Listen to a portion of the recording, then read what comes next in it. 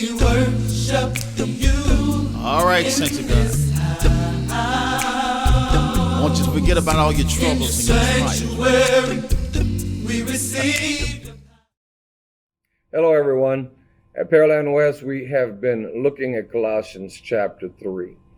In our attempt to sharpen our vision, we've looked at where the Bible says, Christ, who is your life. On last Lord's Day, we started this series, and we looked at the inevitability of change that occurs once you embrace the gospel. I'm encouraging you to be with us this Lord's Day as we dig down deep and explore the gospel method for bringing about those changes. Don't miss it. I look forward to seeing you Sunday. We worship you. All right, saints of God. I want you to forget about all your troubles and your trials. We receive.